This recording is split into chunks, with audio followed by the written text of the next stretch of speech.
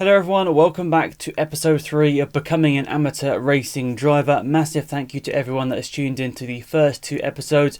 It's greatly appreciated, as this is a very new beginning for me on this channel, starting up a different type of content. So thank you to the people that have tuned into those first 2 episodes. I appreciate that.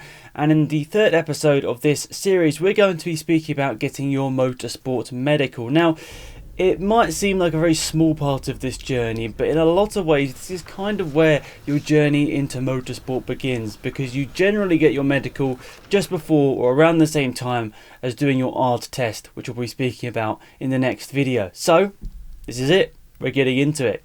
This is how you become an amateur racing driver. So this is a good part to get into the action, as this is where a lot of our university filming started. So we've got some footage from myself taking the medical at the start of this 2019 year. I took mine in the early part of January, a week before my ART test. I think a lot of people do the same, they get the medical done before their ART, so their ART is sort of the thing they're focusing on the most. You can get them done on the same day. I think you can get your medical done a few days after your racing license, but ideally you get your medical done before, so you can do your ART test, hopefully pass that, and then you're ready to send off your application. You don't have to worry about anything else.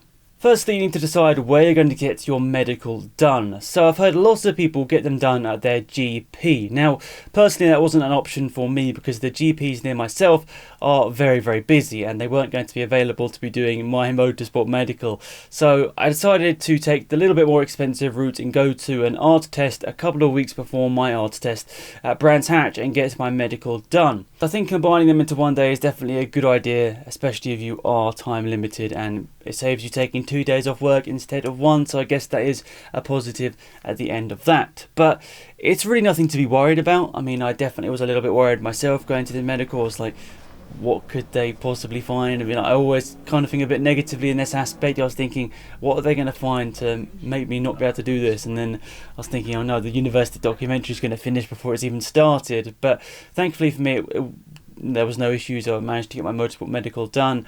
But going to the ART test a couple of weeks before my actual ART test actually gave me the opportunity to see the cars out on track, have a look, around Brands Hatch and look at the cars that were being driven. So for me, it was a Peugeot 208 and a 308 that were being used at the ART days at Brands Hatch.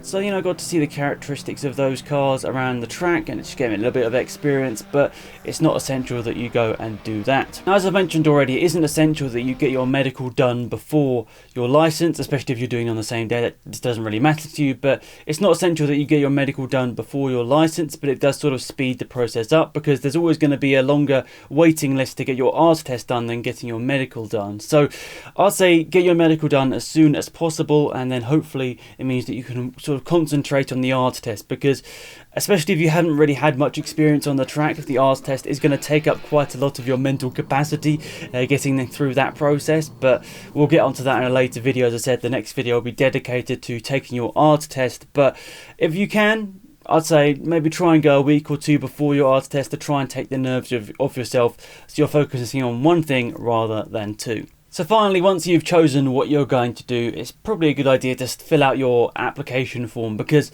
it all speeds up the process at the end of the day. If you go out there and fill it all out before the medical guy or woman fills in their part, it sort of looks like you're being a bit more proactive in it. So it doesn't take long, just fill out the form. It's just like a normal form, like if you're opening a bank account or something like that.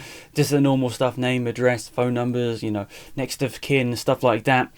All the same sort of stuff that's normally in that. So just go ahead and do that, be a bit proactive, fill that in before your medical, and I think it sort of allows the process to feel like it's in movement. And then the only bit to fill in will be the bit for your ART examiner to fill in. So exciting times there. You see your application form is very much complete except from that one final bit. It goes without saying really, but be honest when filling out your license application form, as well as when you're doing your medical. Be honest with the person you're speaking to there. At the end of the day, it's your safety and the other safety of people out on tracks that you'll be saving if you're very honest in that regard. And if there is an issue, maybe you can speak to the person taking the medical. They can sort of suggest about what you could be doing to improve the situation, and if it can't be improved, sadly motorsport maybe isn't the way for you. But 99% of people get through this without any problem whatsoever, and I'm sure 99.5% of people get through their medical, and at the end of the day, even if there is a few slight discrepancies here and there. So once you're ready to take your medical, what actually happens on the day? Well, It's as simple as it sounds. At the end of the day, it's just a medical. It's not really testing any of your ability as a driver. It's not really testing whether you're overly healthy. It's just testing that you're well enough as a person to be going out there and racing out on track. Now, most of the things, if there are any issues, would have been picked up already and you'd know yourself what the problems are. But there are pretty simple tests, which we'll get onto in a minute here, that sort of determine whether you're fit enough to go out on track and start racing. And if not, and if you still want to enjoy the speed out on track, there are just track days if you want to take part in sort of motorsport in a way. There are still track days if you don't want to go through this process. There are still ways to get out on track and have fun. Track days, karting, even like hill climbs and amateur rallying, stuff like that. You don't really need a professional license for. So looking back at the footage we recorded for our university documentary, I can kind of give you an idea about what you're going to be encountering when you go to your medical and the sort of questions you will be asked. So it's nothing that strenuous, it's all pretty basic stuff, but they're going to be speaking about stuff like pains, ongoing conditions, possible medical issues in your family, as well as checking your eyesight, possible colour blindness, blood pressure. And I also think they did some sort of test to make sure that your heart rate is alright as well. Personally, I'm not sure really why I was nervous going into my medical. There wasn't really anything too nervous to be worried about, but I think in my head I was thinking, what are they going to find to sort of stop me to go racing? Because this was something I've been focusing on for so long. I was going to be so gutted if something ended up stopping me in the end. But thankfully, it was all good in my medical. It didn't take that long. It was about 30 minutes. The people at Brands Hatch were great. The person that took my medical was really nice as well. It was just like a relaxing sort of chat in a way. It was just a chat while she tested a couple of things just to make sure everything was all right, and it was all good. And I think that's going to be the case, as I said, for the majority of people. The large majority of people are going to have no issue whatsoever. Overall, it's nothing really to be worried about whatsoever, and it's a very simple thing to go through, and I think you'll probably not even remember it. Say you go racing for a number of years, you probably won't even remember your medical in a couple of years' time, because it was going to be that much of a tiny blip in the process of getting your motorsport license and going racing. But as I said, for some people it might be more of an issue than others, but I think that the majority of the people watching this will understand it's not going to be an issue whatsoever, and I guess that's a good thing. I mean, they do all the right checks to make sure that you can go racing, but thankfully for the majority of people that want to go racing, that won't be a problem whatsoever. And especially if you're doing your license on the same day as doing your medical,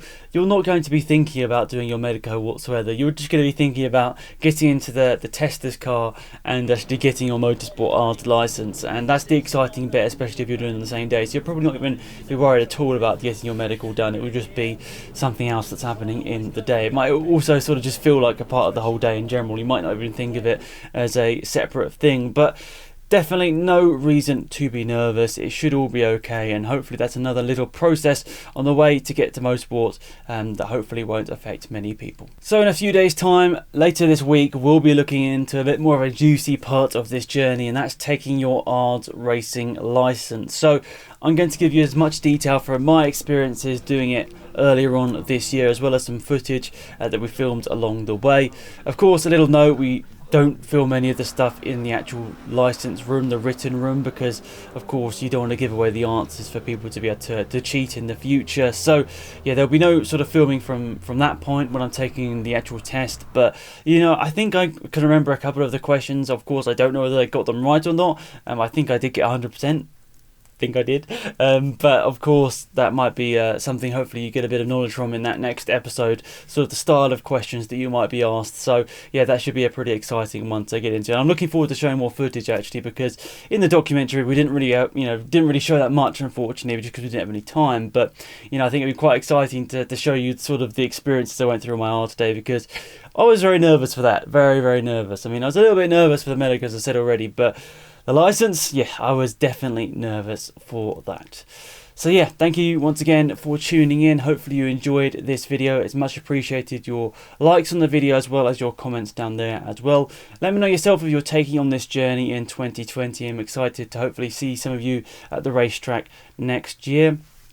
As I mentioned already, or I have mentioned in this series already, we're going to be doing a documentary every single week here on YouTube, documenting my journey into motorsport, and I'm very, very excited. There should be some nice announcements, hopefully in the next month or so, and yeah, I'm very excited to share them with you, and I'm hopefully, as I said already, looking to hopefully get some people on board from YouTube to join me on this journey next year, so that's very exciting. So, exciting? Why did I say it like that? I don't know. Anyway, I think I've rambled on long enough. This obviously was a quite short video because not so much to talk about with the medical, but nonetheless, I think I wanted to give a little bit more information where it's due. So thanks for watching. Hopefully you enjoyed the video. Thanks again for watching, and I'll see you around soon for another video. Goodbye.